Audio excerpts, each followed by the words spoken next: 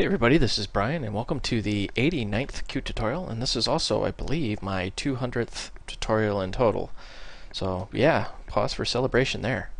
For this tutorial, we're not going to do anything too special, unfortunately. I do want to kind of show you, I have upgraded to the newest version of Qt Creator 2.2.1, so you can expect that in the new tutorials.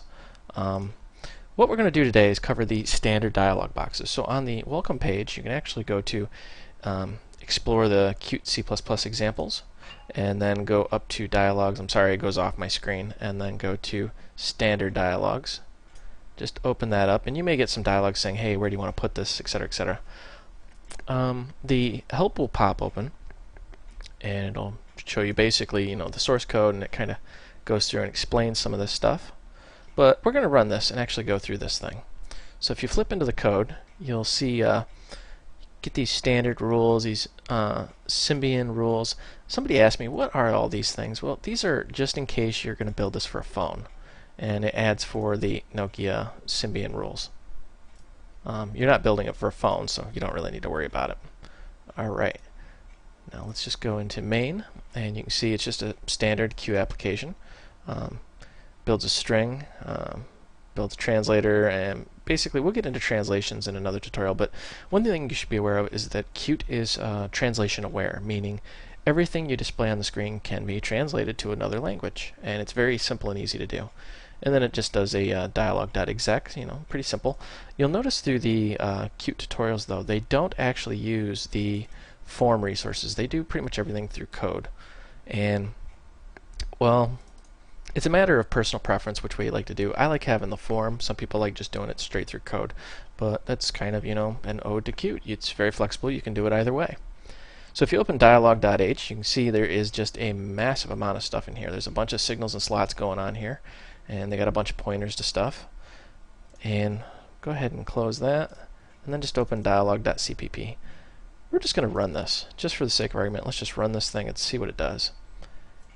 And the reason why I wanted to use a built-in Qt example rather than building one from scratch is, well, it's already been done, so why reinvent the wheel? And they did a pretty good job. I mean, probably much better than I could have done, to be brutally honest. Alright, now, every button here, you see how it says Q something, and then colon, and then something.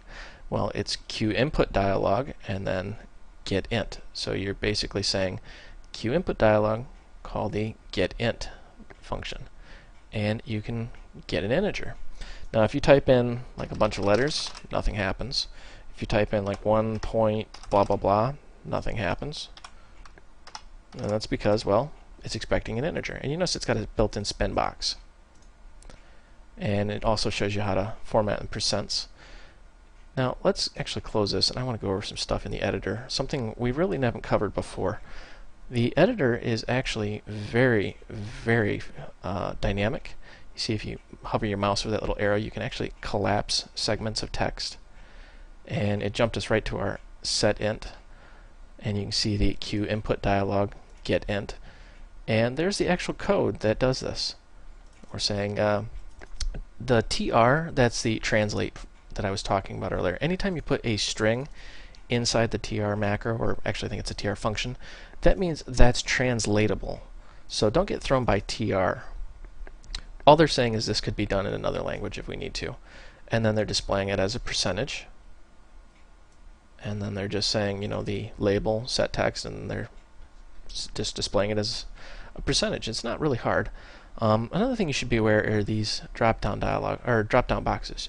You see how you can select a symbol and just jump instantly to it. So if you wanted to go to dialog set font, jump editor down. Just a little thing. I don't know if we've ever covered that before, so I wanted to hit that really quick because somebody said, hey, where are you finding all these great hints for the editor? Admittedly, I'm finding most of these great hints from you guys. Alright, let's go through these. GetInt just returns an integer. GetDouble, well, returns a double. Notice the period in there. And of course they format it differently. GetItem, that's where they actually send it a list of items. And you can choose from those items. And let's actually go to QInput dialog getItem. I want to explore that one a little bit.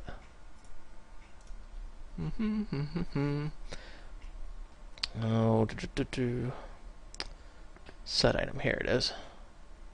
And as you can see, we're just building a QString list of items, and they're just putting in translatable strings, spring, summer, fall, winter. And then they're just saying QInput dialog, get item, and then you pass it the list of items, see? And it's basically just returning the item that was selected. So there's really no voodoo magic once you go in here. These funky little comments actually go out to the help system. So if you're following along in their help, you can kind of figure out what they're talking about there. And let's continue exploring this example here. I mean, you have the code, so I'm not going to really go over too much of the code. I just want to go over the dialogues and show you what they do. Get int, we've done that. Get double, we've done that. Get item, we've done that. Get text, this is like the standard input dialog you're used to if you've used Visual Basic. Get color, very easy. You can get a color. And notice how it returns both the hex value of the color. That may not come in too well in the video. Let me grab a different color there. The hex value plus it actually sets the background color. Get font, of course, is a standard font dialog. And it sets the font. Get existing directory. This will look different depending on which operating system you're in, but it allows you to basically choose a directory and nothing else. And get open file name allows you to say, okay, what file do you want to open? And then get open file names, plural, allows you to choose more than one. And if you do that, like if you choose multiple files, you notice how you got this little filter that you can set too. You can have a very, very big dialog, so it'll just span it out.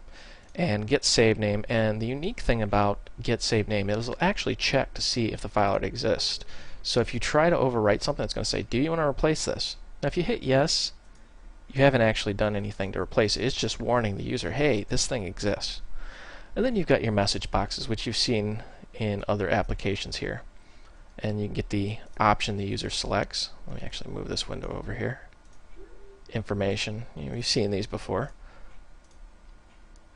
Question, sorry about that. Yeah, it just displays the question mark. Warning, displays a warning. And show message. And you notice how it's got this little checkbox, show this message again.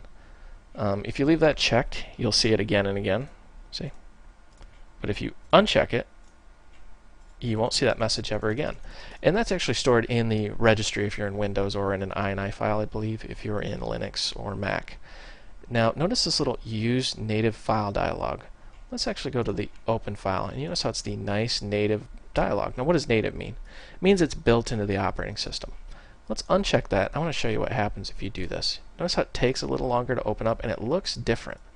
It looks kind of foreign. I mean, it's still usable, but it looks different. And sometimes that'll throw your end users off. So a general rule of thumb is always use the native file dialogs. So lot in here. I definitely think you should explore all the examples that come with Qt Creator. This one in particular has helped me out many times. And use these dialogs whenever you can. I mean, there's no sense in reinventing these when they already exist. For example, if you need a color, it's very simple to just say Q color dialog get color. And then you've got the source code right here. So you can say, where is it? Set color. And then you've got all the source code that shows you exactly how to get this. Q color get color. If native checked. Notice how they're saying if native. Otherwise, and then they show you how to do the do not use native dialog. So it uses the built-in Qt dialog. And then it shows you how they actually got the hex value and set the background color and all that. So that's really it for this tutorial. I just wanted to let you guys be aware that this code actually exists on your hard drive, because I had quite a few requests for, hey, how do I open this? How do I do that? Well, you've already got the code right in front of you.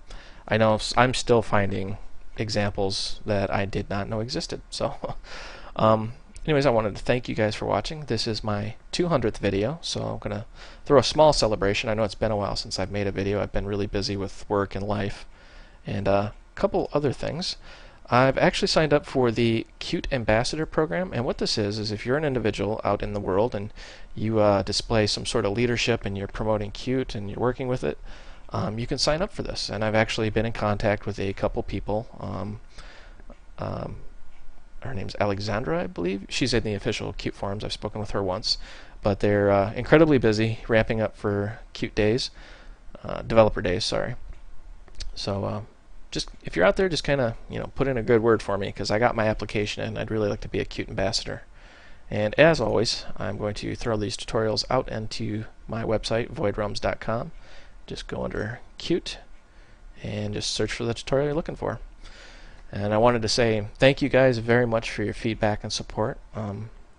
200 videos sounds like a lot, but actually it went pretty fast. I'm kind of surprised I have 200 videos. So thank you, and keep up the feedback. I really want to get going on some more stuff with Qt and some more stuff with C#, and I'm kind of wondering if we should do some PowerShell and maybe some Python. But anyways, let me know what you guys think.